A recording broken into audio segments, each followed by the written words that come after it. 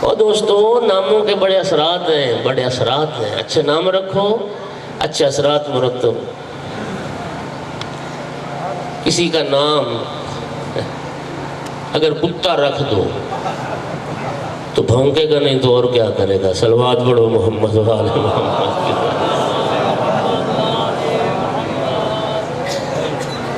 تو بھونکے گا نہیں تو اور کیا کرے گا؟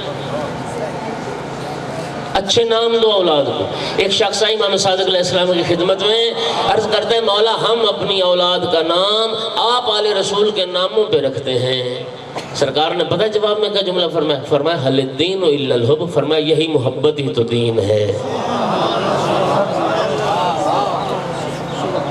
میں وقت زیادہ نکل جائے گا، میرے پیش نظر روایات ہیں محمد و آل محمد کے ناموں پہ نام رکھنا بھی قیامت کے دن گناہگاروں کی شفاعت کا سبب بن جائے گا۔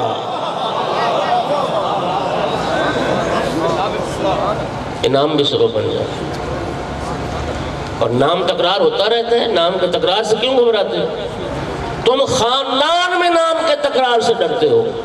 اللہ جانتا ہے پاک پیغمبر مولا علی، امام حسن، امام حسین، امام سجاد، امام باقر، امام صادق، امام کاظم، امام رضا علیہ السلام تک مجھے علم ہے، ان ائمہ تک مسلسل ہر امام نے اپنی بیٹی کا نام فاطمہ رکھا، ہر امام کی بیٹی کا نام فاطمہ۔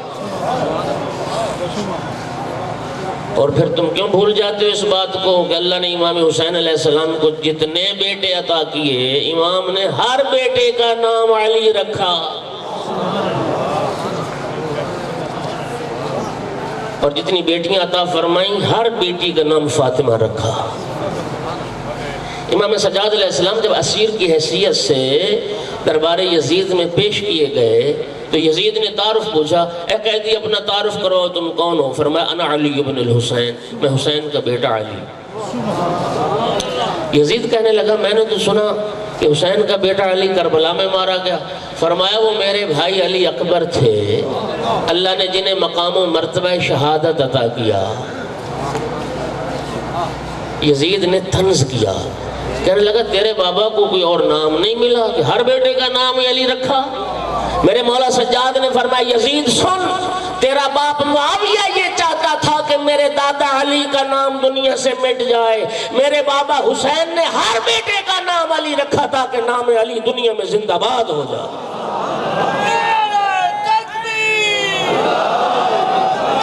اور یہ تو صرف 3 بیٹوں کا نام علی ہے۔ مولا امام حسین علیہ السلام کا جملہ موجود ہے، فرماتے اللہ اگر مجھے 100 بیٹے عطا کرتا میں تب بھی ہر بیٹے کا نام علی رکھتا۔ اچھا نام دو اولاد کو، یہ پہلا حق ہے۔ وَإِن يُعَلِّمَهُ الْقُرْآنَ، پھر پیغمبر فرماتے ہیں دوسرا حق ہے اولاد کا، اسے قرآن کی تعلیم دو۔ اب یہ قرآن کی تعلیم دینے میں ہمارا دل ہی نہیں کرتا۔ ہم تو چاہتے ہیں بیٹا پیدا ہو اوباما جیسی انگریزی بولنے لگ جائے، اس کو شرف سمجھتے ہیں، لیکن جو حق پیغمبر نے قرآن کی تعلیم حق کے اولاد کا، اس کی پرواہ ہی نہیں۔ اس کی ہمیں،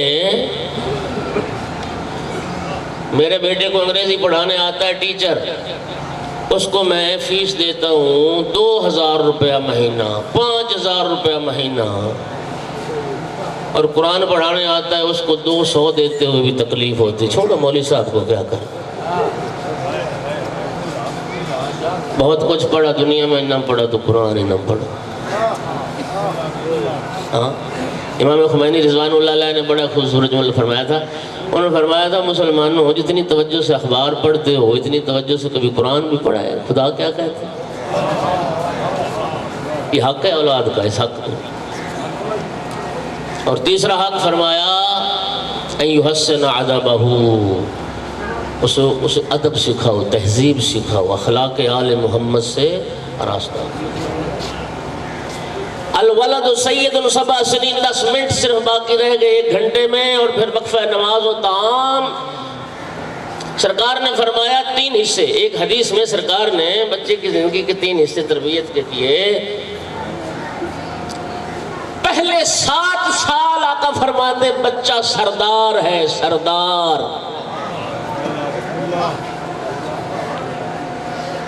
الولد سید 7 سنین، پہلے 7 سال میں بچہ سردار، ماں باپ نوکر۔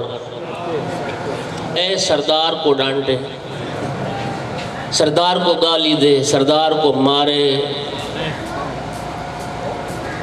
تو ہم کیوں مارتے ہیں بچوں کو؟ ہماری اولاد جو نافرمان بنتی ہے، اللہ جانتا ہے اس میں سب سے بڑا عامل یہی ہے کہ وہ 7 سال پیغمبر فرما رہے ہیں بچہ سردار ہے، تم سردار نہیں ہو، تم نوکر ہو، وہ سردار ہے۔ تم ڈانٹنے کا حق نہیں رکھتے، تم گالی دینے کا حق نہیں رکھتے، تم مارنے کا حق نہیں رکھتے۔ پیار کرو اپنے بچوں سے، محبت کرو اپنے بچوں سے، خالص ترین پیار دو پہلے 7 سال میں۔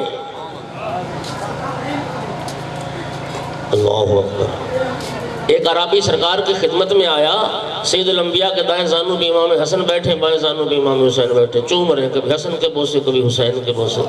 عربی کہتے ہیں یا رسول اللہ میرے 10 بیٹے، میں نے تو کبھی کسی کا منہ نہیں چوما جس طرح آپ چوم رہے۔ فرمایا اللہ نے تیرے دل سے محبت و الفت نکال دی تو میں کیا کر سکتا ہوں۔ اور جب وہ شخص سرکار کی محفل سے نکلا، سرکار نے فرمایا جہنمی ہے یہ شخص۔ اور آقا کی حدیث ہے اکثروا قبلۃ اولادکم لکل قبلۃ درجۃ فی الجنہ۔ سرکار فرماتے چوما کرو اپنی اولاد کو، اپنے بچوں کو پیار کیا کرو، ایک ایک بوسے کے بدلے جنت میں ایک ایک درجہ اللہ تیرا بلند کرتا جائے گا۔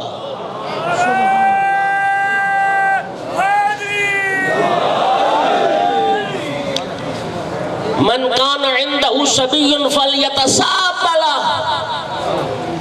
سرکار فرماتے ہیں اللہ جس کو بچہ دے نا وہ چودھری خان افسر نہ بنے، جب گھر آئے نا اپنی افسری باہر چھوڑ کے آئے۔ اللہ جس کو بچہ دے وہ بچے کے ساتھ بچہ بنے، بچے کے ساتھ بچہ۔ ہمارا معاملہ جب تک گھر سے باہر تب تک تو بڑے ٹھیک، ہاں لوگوں کے ساتھ بڑے فریش ماحول میں، فریش موڈ میں، سارے جو ہی گھر آیا آنکھیں ماتھے پر، نہ بیوی سے اچھے طریقے سے بولنا، نہ بچوں سے اچھے طریقے سے بولنا، ساری ڈانٹ ڈپٹ، گھر آ کے بن کے ہم تھانے دار، کہ تھانے داری باہر رکھ کے ہاں بچوں کے ساتھ بیوی کے ساتھ آ کے انسان بن، تھانے دار نہ بن۔ بچے تیری محبت کے چاہت کے منتظر ہیں، یقین کرو، یقین کرو۔ بچوں سے پیار کرنا شروع کر دو، ساری زندگی پہلے 7 سال اسے سردار رہنے دو، مارو نہیں، ڈانٹو نہیں، ساری زندگی تیرا غلام رہے گا۔ ہمارے ماحول کیا ہے؟ ہم تو ڈانٹ ڈپٹ کا ماحول ہے۔ بچے سے گلاس ٹوٹ گیا، ماں نے بھی مارا زور سے تھپڑ اور باپ نے بھی مارا زور سے تھپڑ، الو کا پٹھا بغیرت کمینہ۔ اچھا اب اتنی گالیاں بھی نکال لیں، تھپڑ بھی مار لی، اب گلاس بن گیا، واپس آ گیا گلاس؟ بولو ہاں، اب گلاس مل گیا تمہیں؟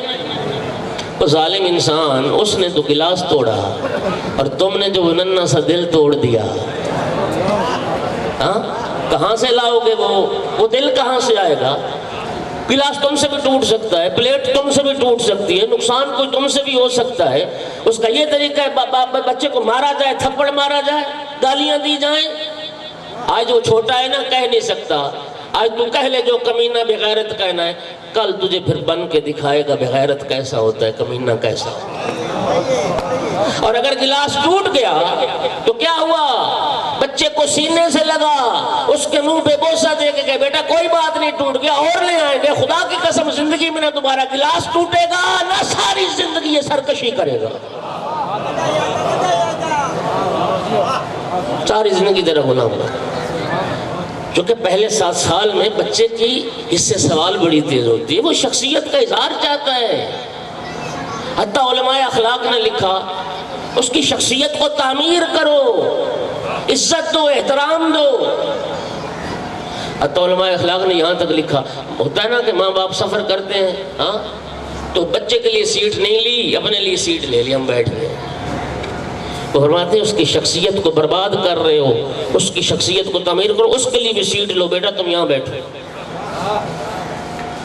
ہمارے گھروں میں ہوتا ہے نا، مہمان آ گئے، مہمانوں کے لیے کھانا لگایا، بچے آ کے بیٹھ جاتے ہیں، ہم بچوں کو زبردستی اٹھا دیتے، اٹھو اٹھو نکلو تم یہاں سے، کہتے خبردار ایسا نہ کرو، بچے کی شخصیت پامال ہو جائے گی۔ مہمانوں کے ساتھ بٹھاؤ، اس کے لیے بھی کرسی رکھو، اس کو بھی پلیٹ میں کھانا ڈال کے دو، اس کو پتہ چلے میرے ماں باپ کے نزدیک میری کوئی اہمیت اور حیثیت ہے۔ گھر میں ڈانٹ ڈپٹ کا ماحول، اس کو ہاتھ لگایا، اس کو ہاتھ نہ لگاؤ، اس چیز کو ہاتھ نہ لگاؤ، اس چیز کو ہاتھ نہ لگاؤ۔ کسی اہل علم نے لکھا تھا اپنے گھر کو میوزیم کیوں بناتے ہو؟ بار بار ٹوکنا پڑے کہ قیمتی شے ہے تو بچوں کی دسترس سے دور کر دو، وہ سردار ہے، تمہیں ڈانٹنے کا حق نہیں ہے۔ اللہ اکبر، حیران ہو جاؤ گے، حیران۔ خدا جانتا ہے تو جتنی بڑی بھی کوئی شے ہے سید الانبیاء سے بڑھ کر تو نہیں ہے نا۔ اور تیرا جتنا بھی بڑا کوئی عہدہ ہو، سردار انبیاء سے بڑا عہدہ تو کوئی نہیں نا تیرے پاس۔ ہاں اللہ جانتا ہے سید الانبیاء جب اپنے بیٹوں کے لیے گھوڑا بن سکتے ہیں،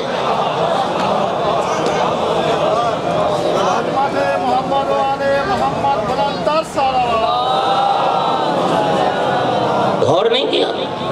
او میرا بھائی، فضائل کا پہلو اپنے مقام پر، تربیت کے اصول بیان کیے جا رہے ہیں۔ خدا جانتا ہے تو تصور بھی نہیں کر سکتا جب تو اپنے بچوں کے لیے، بچوں کے ساتھ بچہ بنے، بچوں کے ساتھ کھیلے، کتنی خوشی اور مسرت بچوں کو ہوگی، تو تصور بھی نہیں کر سکتا۔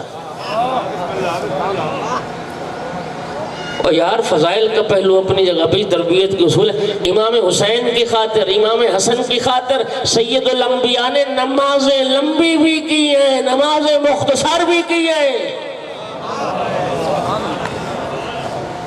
نماز اللہ کی ہے۔ امام حسین سوار ہو گئے، فرمایا جب تک نہیں اترے گا حسین، پیغمبر نے ساری نہیں اٹھایا، کیوں؟ حسین خوش رہے۔ یہ تربیت کے اصول۔ ہم نے جب بھی بلانا ہے کمینہ بغیرت کہہ کے بلانا، الو کا پٹھا کہہ کے بلانا۔ ابھی حدیث قصہ سن رہے تھے، ہر گھر میں ہے، ہر گھر میں، ہر محفل میں پڑھی جاتی ہے۔ حدیث قصہ میں تربیت کے کتنے اصول بیان کیے گئے۔ جب امام حسن مجتبیٰ آتے ہیں ماں کے پاس، السلام علیکہ یا اماں جان میرا سلام۔ بی بی کے سلام کے جواب پہ غور کیا، بچوں کو سلام کا جواب کیسے دیتی بی بی؟ علیک السلام یا قرۃ عینی و ثمرۃ فؤادی، اور میری آنکھوں کی ٹھنڈک بیٹا تجھ پر بھی میرا سلام ہو، اور میرا میوہ دل بیٹا تجھ پر بھی میرا سلام ہو۔ کبھی اپنے بچوں کو اس انداز سے بلا کے تو دیکھو، آ میرے آنکھوں کا نور بیٹا، آ میری آنکھوں کی ٹھنڈک بیٹا، آ میرے دل کا چین بیٹا۔ خدا کی قسم یہ جملے ساری زندگی بچے کے دل و دماغ سے محو نہیں ہوں گے، وہ بھلائے گا نہیں، ساری زندگی تیرا موتی اور فرما بردار۔ اللہ کے دین کی خاطر بہن بھائی نے اکٹھا مدینہ چھوڑا تھا، اکٹھا سفر شروع کیا تھا۔ عصر عاشور کربلا میں پہنچ کے بھائی کا سفر ختم ہو گیا، بہن کا سفر جاری رہا۔ عزادارو دن چڑھا 11 محرم کا، شمر کچھ رسیاں لے کے آیا، کہتا تھا حسین کے اہل بیت اب تم ہمارے قیدی ہو، تمہارے ہاتھوں میں رسن پہنائے جائیں گے۔ میری آقا زادی نے فرمایا شمر خبردار، ہمارے قریب نہ آنا، نحن ودائع رسول اللہ، ہم تو رسول کی امانتیں ہیں، ہمارے قریب نہ آنا، ہم خود بن جائیں گے قیدی۔ خدا جانے کیسے ذریت رسول کو قیدی بنایا گیا، کیسے ہاتھوں میں رسن پہنائے گئے۔ عزادارو جب بنا لیا گیا نا قیدی، اب رسول زادیوں کی سواری کے لیے بے پالان اونٹ لائے گئے۔ میرے لیے یہ جملہ پڑھنا آسان ہے، تیرے لیے سننا آسان ہے، اس لیے کہ نہ میری بہن بیٹی کبھی بے پالان اونٹ پہ سوار ہوئی ہے، نہ تیری بہن بیٹی کبھی بے پالان اونٹ پہ سوار۔ عزادارو بدترین سواری اونٹ کی جس پہ پالان و محمل نہ ہو۔ حضرت ابو ذر مرد تھے، صحابی رسول، حاکم شام نے بے پالان اونٹ پہ سوار کر کے مدینے بھیجا تھا۔ تاریخ کہتی ہے ابو ذر مدینے پہنچے تھے، رانوں سے گوشت غائب تھا، ابو ذر کی ٹانگوں سے خون بہ رہا تھا۔ انسان تصور کرتا ہے، دل تڑپتا ہے، کجا علی و بطول کی نفیس بیٹیاں اور کجا بے پالان اونٹوں کو سوار۔ اجرکم علی اللہ، سب بیبیوں بچوں کو سوار کیا، آخر میں رہ گئی 2 بیبیاں۔ جناب فضا کرتی آقا زادیہ میں آپ کو سوار کرا دوں۔ میری آقا زادی نے فرمایا اماں فضا تمہیں میری ماں زہرا کے حق کا واسطہ، آج تو سوار نہ کر، آج میں تمہیں سوار کراتی ہوں۔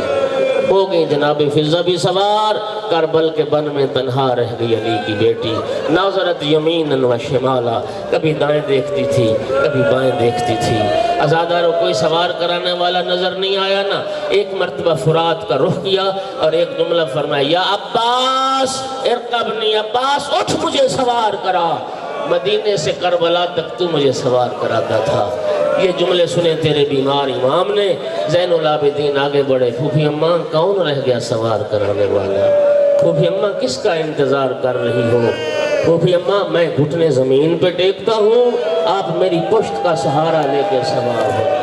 عزادر و سید سجاد نے گھٹنے زمین پہ ٹیکے، میری آقا زادی سجاد کی پشت کا سہارا لے کے ہوگی سوار، ظالموں نے اونٹوں کو اٹھایا، بس آخری جملہ، ایک خاکستری رنگ کا اونٹ تھا جو ہر اونٹ کے منہ کے ساتھ منہ لگا کے اپنی بولی میں کچھ کہتا تھا، باقی جانور روتے تھے، اونٹ گریا کرتے تھے۔ میری آقا زادی نے پوچھا، سجاد بیٹا تو امام وقت ہے، تو جانوروں کی زبان سمجھتا ہے، سجاد بیٹا بتا تو صحیح یہ جانور آپس میں ایک دوسرے سے کیا کہہ رہے ہیں اور یہ اونٹ رو کیوں رہے ہیں؟ سید سجاد عرض کرتے، پھوپھی اماں یہ جانور ایک دوسرے کو وصیت کر رہے ہیں، آرام سے چلنا، احتیاط سے چلنا، تمہاری پشت پہ عام قیدی نہیں، یہ علی و بطول کی بیٹیاں، یہ محمد کی نواسیاں، انہیں نہیں پہچانا تو نانا کی امت نے نہیں پہچانا، آرام سے چلنا، علی کی بیٹیوں کو تکلیف نہ ہونے پائے۔ الا لعنت اللہ علی